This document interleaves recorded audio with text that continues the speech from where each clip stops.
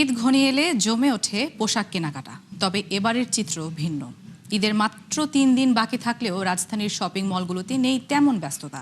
ছাড় দিয়েও মিলছে না ক্রেতা।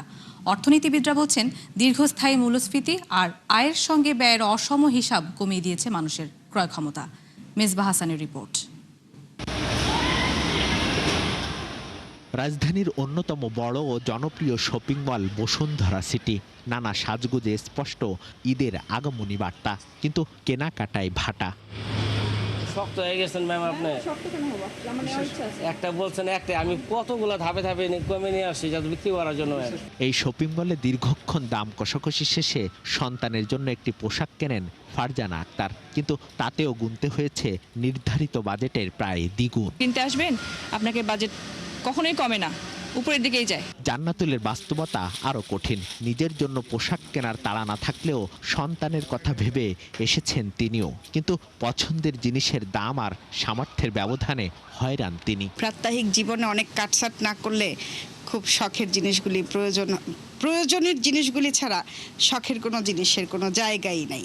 বাজেট আমার ২,৫০০ ছিল, সেটা এখানে প্রায় ডাবলের কাছাকাছি। সাধারণত ঈদুল আজহায় কেনাকাটা কিছুটা কম হয়, তবে এবার সেই চিত্র আরও ম্লান। রাজধানীর শপিং মলগুলোতে বিভিন্ন ব্র্যান্ড বড় ধরনের ছাড় দিলেও তাতেও খুব একটা আগ্রহ দেখা যাচ্ছে না ক্রেতাদের। অলস সময় পার করছেন বিক্রয় কর্মীরাও। মার্কেটে আমি এসে একটু হতাশ, ক্রেতাই নাই। সবাই হাতের টাকাটা খরচ করতে আসলে ভয় পাচ্ছে। আমাদের দোকানের অবস্থা খারাপ, আমাদের অবস্থা খারাপ, কাস্টমারের অবস্থা খারাপ। কারণ অর্থনৈতিক অবস্থা এবং দেশের যে সংকট, রাজনৈতিক পলিটিক্যাল ব্যাপারগুলো, এগুলো নিয়ে আমাদের ব্যবসা বাণিজ্য মোটামুটি খুবই একটা খারাপ অবস্থায় আমরা আছি। জিনিসপত্রের দাম আমাদের তো গতানুগতিক আগের তুলনায় এবারও সেমই রাখা হয়েছে।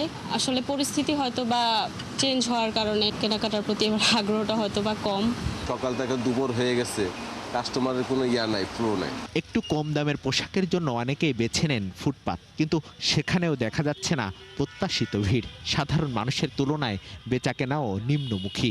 ওরকম হয় নাই, একদিন গেলে একটু বেচা কিনা হয়েছে, এর মধ্যে আর ওরকম বেচা কিনা হয়নি। ওরকম সময়টা এখন একটু বাড়ার কথা, কিন্তু এই যে এখনই কেমন একটু খারাপ হতেছে, কিন্তু এই গেল কয়েকদিন একটু ভালোই গেছে। গেল 3 মাসে মূল্যস্ফীতি ওঠানামার মধ্যে থাকলেও বাস্তবে বাড়েনি সাধারণ মানুষের আয়। ফলে নিত্য প্রয়োজনীয় পণ্য থেকে শুরু করে বিলাসী পণ্যে ব্যয়ের ক্ষেত্রে তৈরি হয়েছে সতর্কতা। মূল্যস্তর যেখানে গেছে এবং সেই তুলনায় আমার মজুরির হার নিচে থাকার কারণে আপনার নিঃসন্দেহে এটা ভোক্তারা চাপের ভিতরে আছে। যারা একেবারে নিম্নবিত্ত মানুষ আছেন বা নিম্ন মধ্যবিত্ত আছেন, তাদের বিভিন্ন ধরনের খরচ তখন ওনারা কাটছাট করতে চান। এগুলো চিকিৎসা ব্যয় থেকে শুরু করে বিনোদনমূলকের খরচ, শিক্ষা খরচ, এগুলোতেও তখন হাত পড়ে। ঈদুল আজহায় উৎসব কেন্দ্রিক অর্থনীতির সিংহভাগ ব্যয় হয় কোরবানিতে। কিছু অংশ যায় পরিবহন, ভ্রমণ ও পোশাক কেনাকাটায়। মেজবাহ হাসান, ৭১, ঢাকা।